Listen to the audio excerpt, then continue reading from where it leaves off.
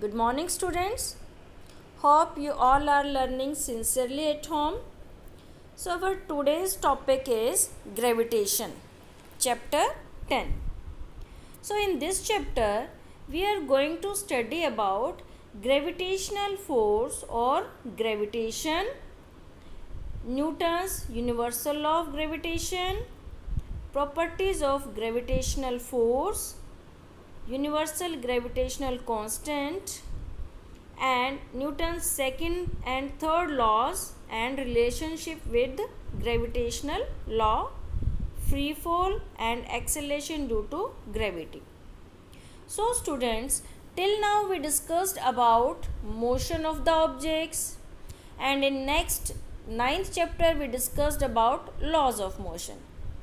So from these chapters one thing is clear, that if there is change in state of an object or if acceleration is produced in an object, then a thing is required for that, and that thing is force. Now, there is a great scientist, Sir Isaac Newton. One day an idea came in his mind that if an object falls from a height, it always falls towards the ground. It never goes in upward direction. So if acceleration produced in that object which is falling from a height, that is in downward direction always, why it is not going in upward direction itself? So it means there is some force which is attracting that object or that falling apple in downward direction. So by this idea, finally Newton came to a conclusion, yes, there is a force which is applied by earth on the objects which are lying on the surface of the earth.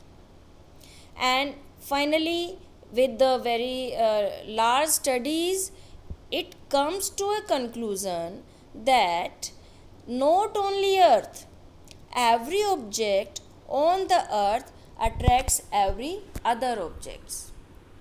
Like if we are sitting and some objects are placed near us, then we are attracting that object, that book, that table or any pen, paper, whatever is kept near us, and that object is also attracting us and we are also attracting that object. Now gravitation is the force of attraction between any two objects in the universe. So that force of attraction is named as force of gravitation. Gravitation may be the attraction of bodies, objects by the earth. For example, if a body is dropped from a certain height, it falls downwards due to earth's gravity. If a body is thrown upwards, then it reaches a certain height and then falls downwards again due to earth's gravity. So students, notice here beta that gravity, earth's gravity, means the force of attraction applied by earth particularly is known as gravity. And a general, if we talk about force of attraction between any two objects, then we term it as the force of gravitation. But if that force is applied by earth, then that force of gravitation is known as gravity. Gravitation may be the attraction between objects in outer space also, not only on earth. It is also applicable on in the whole universe, in outer space also. For example, attraction between earth and the moon, that is also due to force of gravitation. Attraction between sun and planets, that is also due to force of gravitation. Now as we know that moon is moving around the earth is moving around the sun, other planets are also moving around the sun, and so on. So why they are moving around the sun? Because of sun's gravitational pull. Due to sun's gravitational pull, that earth is moving around the sun. Due to earth's gravitational pull, moon moves around the earth. Now there is a force named as centripetal force. Let us study about this force first of all. When a body moves in a circular path, it changes its direction at every point. As we know that every object have a tendency to move in a straight line path. But if object is moving along a circular path, then its original tendency is not to move in circle, but there is some force, or we can say that object is moving forcefully in a circle. So the force which keeps the body in circular path acts towards the center of the circle. So some force is acting. Suppose this body is moving along this circle. This body can move along circle due to a force which is applied from the center on this body, and that force is known as centripetal force, and that centripetal force always acts towards the center. As we discuss this topic with the help of an activity also, that we are moving a stone and we are holding the rope in our hand, and as we are moving our shoulder, we are moving our arm, then that rope, and along with that rope, that stone is moving in a circle. So the force, centripetal force, is acting from the center, and so we are saying it is center seeking force. So its name is centripetal force. If there is no centripetal force, then what will happen? The body will move in a straight line tangent to the circular path. If we leave this object here, then this object will go along this tangent, or we can say along this straight path. Now here is a question, that if this force is acting towards the center, then why this object do not fall inside this object?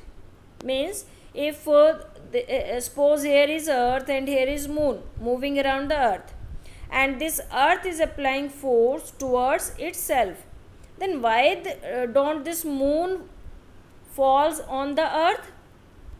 That is because according to Newton's third law of motion, as this force is acting in downward direction, then another force also developed which is acting in outward direction. That force is named as centrifugal force, and that centrifugal force is balancing this centripetal force, and these both forces balance each other, and the object go on moving in a circle. Now in the same way, the other planets and moon, these moves in a circular path. Now universal law of gravitation. The universal law of gravitation states that every object in the universe attracts every other object with a force which is directly proportional to the product of the masses and inversely proportional to the square of distance between them. Means we can say that if this F is denoting the force of gravitation between any two objects, suppose the mass of one object is m and mass of other object is small m, we are denoting the masses of two objects, and d is the distance between these two objects. Always remember, we measure this distance between center to center, center of one object to the center of other object. Then this force of attraction between these two objects will be equal to g that is gravitational constant, multiplied by the product of masses of both objects, and it is divided by the square of distance between them. So by this formula we can say that more the masses of the objects, more will be the force of attraction between them, and less is the distance between these two objects, more will be the force of gravitation, force of attraction between them. Let us derive this formula, that let two bodies A and B of masses m and m are placed at a distance of d from each other. Let F be the force of attraction between the bodies. Then, as we told in definition, that force of attraction is directly proportional to the product of their masses. So we'll write this in this form, in equation form, and then the force of attraction is inversely proportional to the square of distance between them. Then we'll write again it in the form of equation, and then we will combine these both equations. Then we'll find that F is proportional to the product of masses and inversely proportional to the square of distance between them. When we remove this proportionality sign, then we have to apply some constant, and in this case here the constant will be G, capital G, which is known as universal gravitational constant. So this will be our final formula for force of gravitation between any two objects. Now here it is a very important formula beta, and a lot of numericals and problems we have to solve with the help of this formula. Now if the masses of an object are, if the masses of one object or two objects are increased, then how it will affect the force of attraction between them? That will be also increased. Suppose one mass is doubled, then how much force is changed? The force will also double. If we say that masses of both objects are doubled, then 2 into 2, then force will be 4 times. If the distance is doubled, as it is the inversely proportional to the square of distance, then if distance is doubled, then square 2 square, it will be 1/4, and so on. In this way we will solve some questions based on this formula. Now universal gravitational constant, as we have seen in this derivation, this is gravitational constant. Let us derive formula for this. As we have derived this equation, that F, that is force of attraction, force of gravitation between two objects, is equal to gravitational constant, mass of both objects product, and divided by the square of distance between them. Now by multiplying crosswise, when we multiply this d square on this side with F, we will get F d square equal to GMM, and then we'll bring this mass also over here, so we'll get G is equal to F d square by M into M. So we get this formula for universal gravitational constant.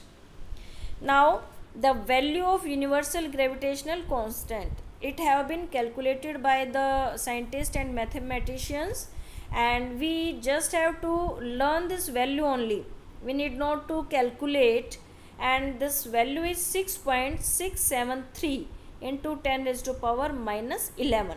This is its numerical value, and for simplicity we simply take this value as 6.67 into 10 raised to power minus 11, and this Newton meter square per kilogram square, This is the unit. From where this unit have come? Just see in the formula. That unit of this force is Newton. The unit of this distance is meter square, and the unit of this mass into mass will be kilogram.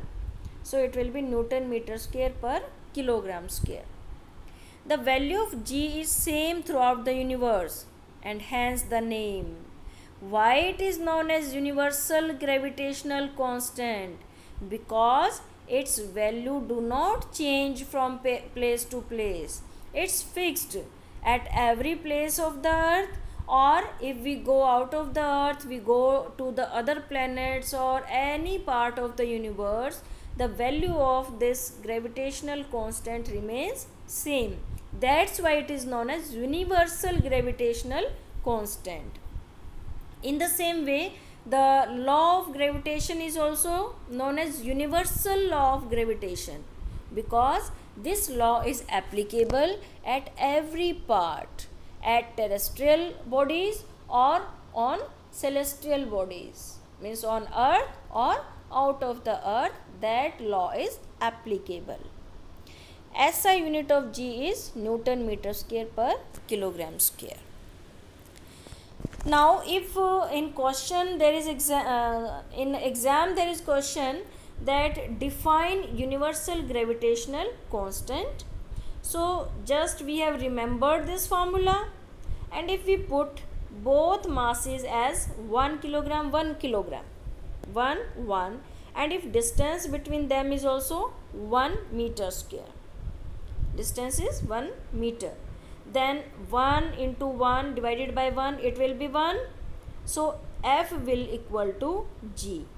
So in this way we can define it that universal gravitational constant G is numerically equal to force of gravitation which acts between two bodies of unit masses kept at a unit distance from each other. In this way we can define it. Now these are some important things. Gravitational force is the weakest force of all. If two bodies of mass 1 kg each are separated by 1 meter from each other, then F equal to G, as we have seen on the last slide, this will be 6.67 into 10 is to power minus 11 Newton. Now this power 10 is to power minus 11, this makes this quantity very small, very small. Though the various objects on this earth attract one another constantly, they do not cause any visible motion because the gravitational force of attraction between them is very, very small. Because if I am saying beta force of gravitation is existing between you peoples also, but then the question arises that ma'am, but we never have noticed that force of gravitation. So here is the answer, because that force of gravitation is very, very small, negligibly small, so we do not notice it. Now when both the objects are very big, having very large masses, then the gravitational force of attraction between them becomes extremely large. That's why we are able to see the motion of moon or earth, etc., and also the motion of small objects towards the earth, because the mass of earth is very large as compared to the falling objects on the surface of earth and their product, and finally when we calculate, the force of gravitation becomes large, so we can notice that fall of the objects. Now, importance of universal law of gravitation. The universal law of gravitation successfully explains several phenomena, that the force that binds us to the earth. If there would not be any gravitational force, then we keep on flying in the air. We are bound to the earth, we are able to walk on the earth, that is because of force of gravitation. The motion of moon around the earth, as we discussed, the motion of planet around the sun, that is because of force of gravitation. Tides are also caused due to force of gravitation of moon and sun. Occurrence of rainfall, snowfall, etc. Raindrops fall towards the surface of earth, that is because of gravitational pull of earth. In the same way, in case of snowfall. So these are the importance of universal law of gravitation. Now, Newton's second and third laws and law of gravitation.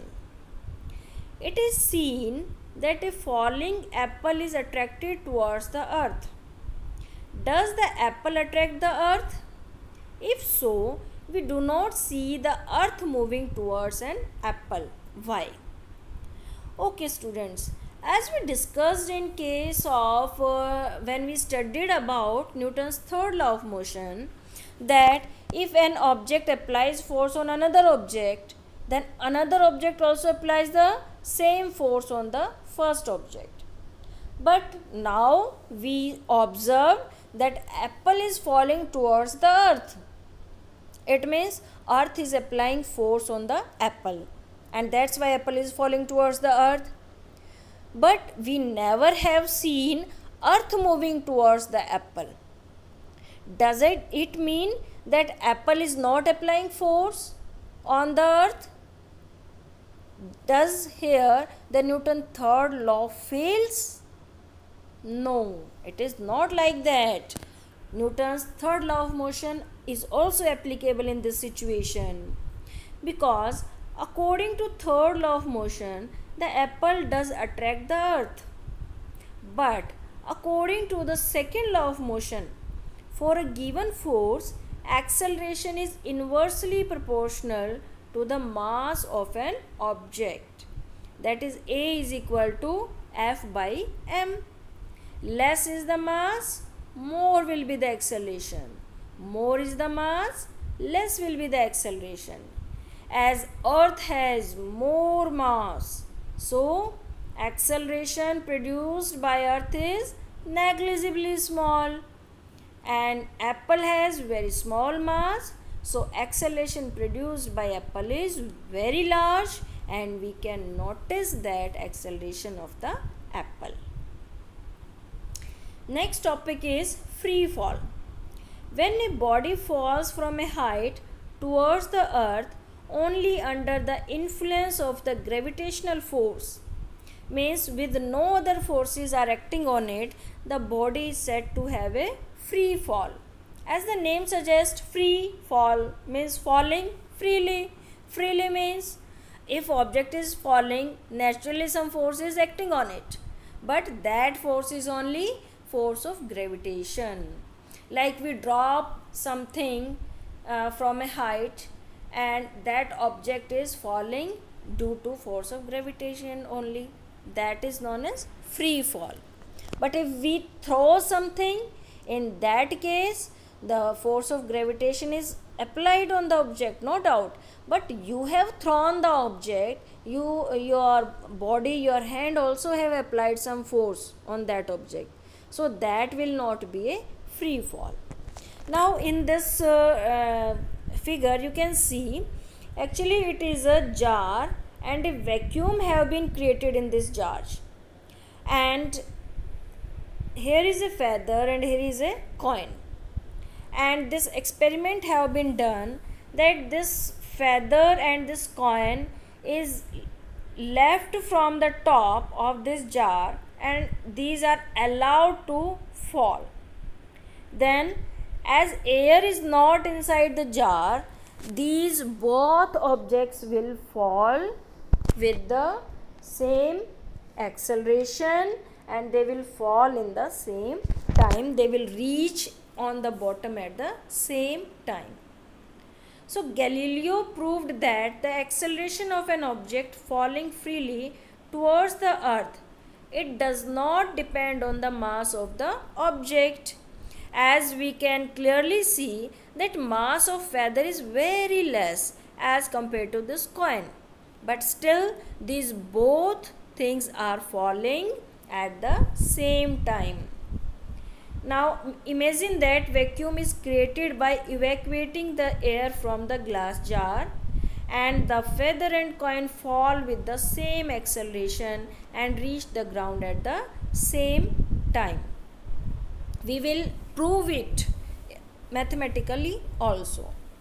But in our practical life, what we observe that feather is falling at a slow rate as compared to the coin.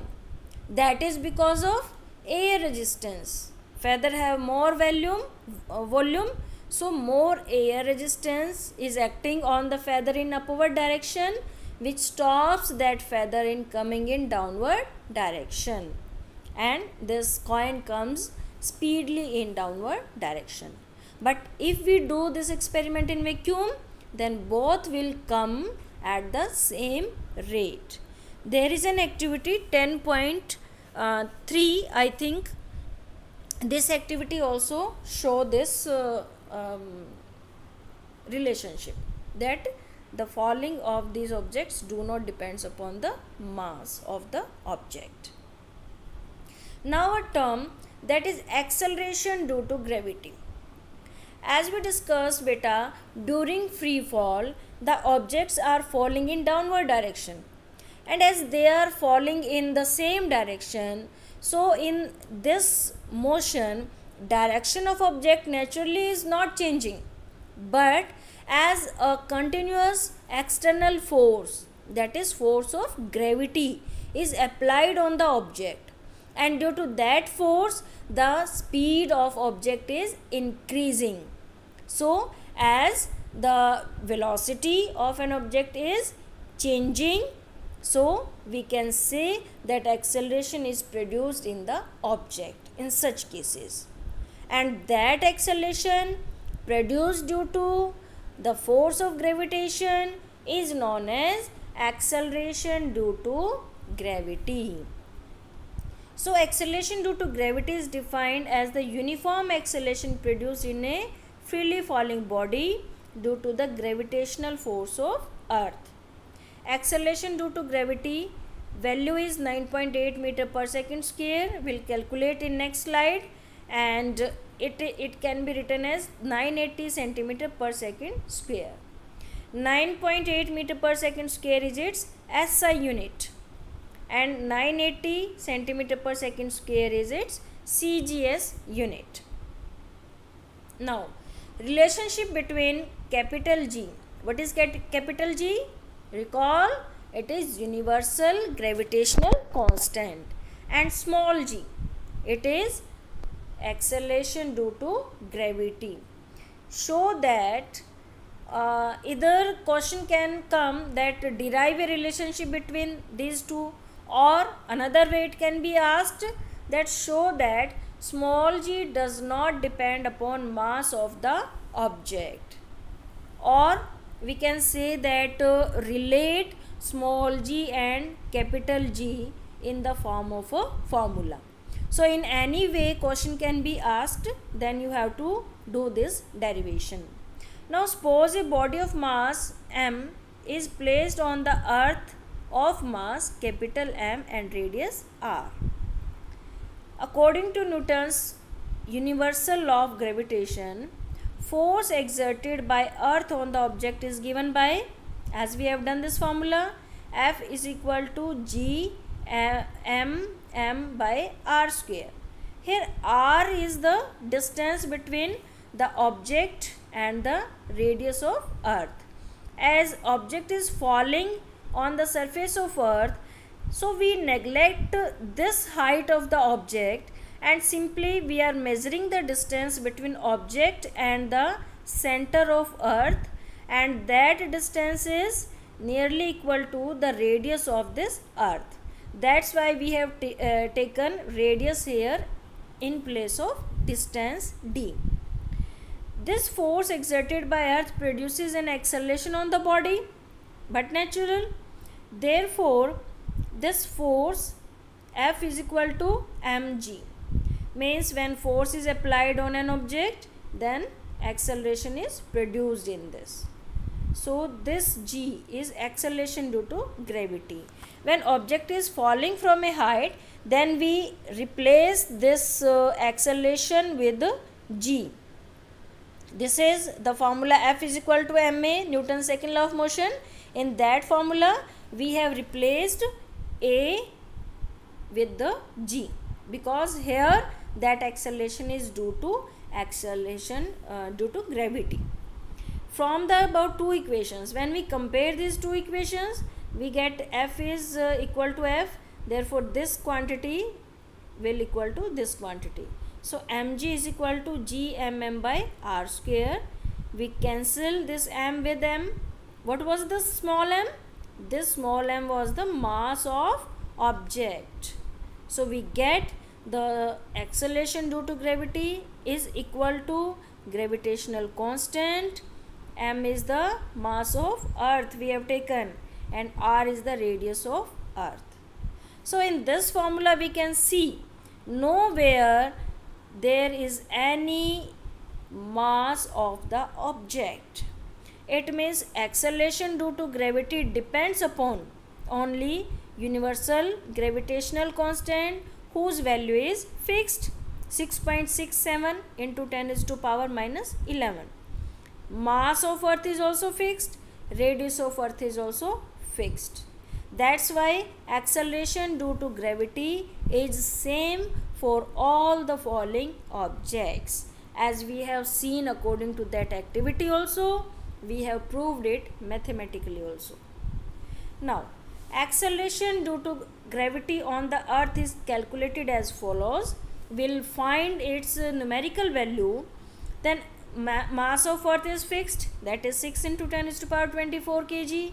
Radius of earth is fixed, that is 6.4 into 10 is to power 6 meter. Gravitational constant is also fixed. For simplicity we are taking it 6.67, otherwise 6.673 is its value. Now by using this formula we will put these values, and finally after calculating we get this value. So if in exam this question comes, then you need not to multiply and divide it. You can directly write its value, that is after solving we get 9.8 meter per second square. So this value is fixed for every object on earth. For other planet, it depends upon the mass of that particular planet, radius of that particular planet. So this value of g is fixed for every planet. For every planet that is constant, but for all planet it is not same, because it is depending on the mass and the radius of that particular planet. Always remember. Now, how value of g changes from pole to equator? If we assume this is the earth, earth is slightly flattened at the poles and bulging at the equator, because we know that earth is not a perfect sphere. So it is a oval shape, we can say simply. And if these are the poles of the earth and these are the equator, this is the equator, then radius on pole is small as compared to radius on equator. We can write it like this. And if we use that equation of acceleration due to gravity, then the formula for acceleration due to gravity at pole can be written as Gp. P is representing at pole. That will be capital G, which is fixed. Mass of earth is fixed, but radius of earth at poles, that's why we have written here P. And here for equator, G for at equator will be written by this formula. Here R E is telling about the radius at equator. Now therefore from above equations, G and M being same and these are constant, and this G is inversely proportional to the square of radius. So as it is inversely proportional and radius of pole is less, so the acceleration due to gravity at pole will be more as compared to equator. It is very important question for the examination point of view. Now the difference between capital G and small g, it is gravitational constant, it is acceleration due to gravity, it is scalar quantity, value fixed, it is vector quantity because it depends upon the direction. Unit is Newton meter square per kilogram square, its unit is meter per second square. It cannot be 0 as we know its value is fixed, but it can be 0 at the center of earth.